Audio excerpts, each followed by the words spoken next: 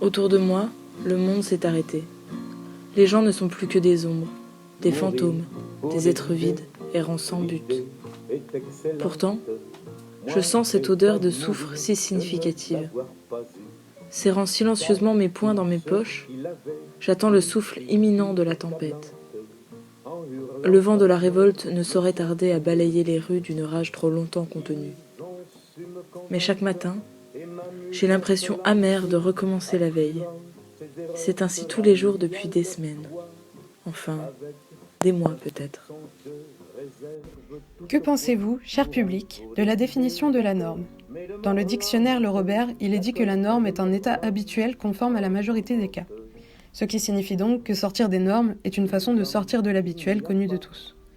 Est-ce mauvais ? À quoi la norme sert-elle d'autre qu'à se fondre dans la masse ? Pour vivre en société, est-il nécessaire de se contenter des normes et d'appliquer à nos vies ce que les autres appliquent aux leurs ? En dehors du respect et de la morale qui se trouve pourtant être assez subjectifs dans le fond et la forme, je ne pense pas. Un peu de folie et d'ouverture d'esprit ne tue personne tant que ce ne sont pas des états d'âme mal intentionnés.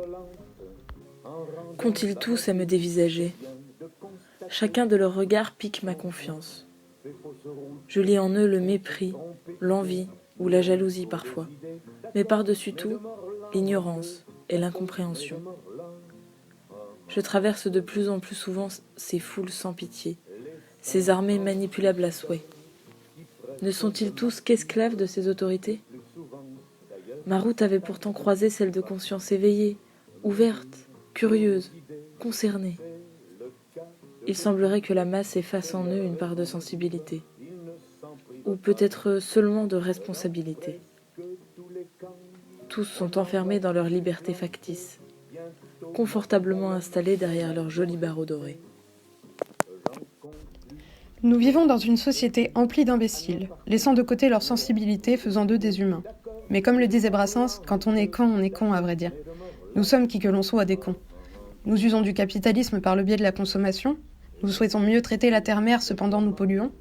Nous nous plaignons de la situation géopolitique où que nous soyons, mais n'assistons pas à toutes les manifestations permettant de divulguer nos opinions. Nous vivons sans pour autant prêter attention à autrui, aux animaux ainsi qu'à la vie.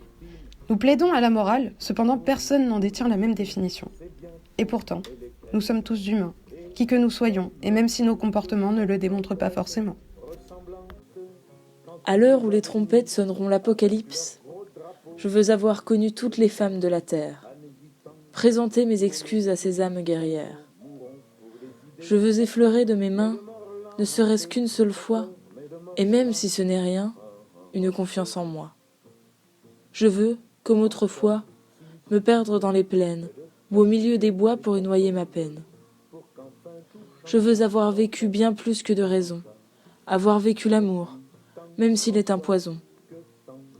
Je veux être parti, à l'écart de ce monde, l'opposé de leur vie, vers une nature qui gronde. Je rêve de m'évader, et c'est pourquoi juste de l'art. Mon cerveau est en vie exactement pour ça, pour voir, entendre, sentir, et tout simplement pour être. Même si mon cœur et lui ne cohabitent pas toujours en harmonie, je perçois que lorsque se retrouvent ces deux-ci, ils me permettent d'atteindre mon entéléchie. Nous nous devons d'accepter le savoir que la vie nous offre à chaque instant.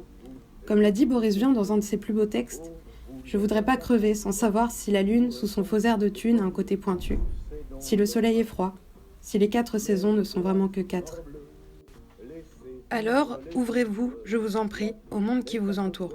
Permettez-vous d'être sensible et de respirer cet air de liberté. Contemplez les questions que nous pose l'univers et écoutez votre instinct intérieur dès que vous êtes déboussolé. Plus de danse macabre autour des échafauds, mourons pour des idées, d'accord, mais de mort lente, d'accord, mais de mort lente.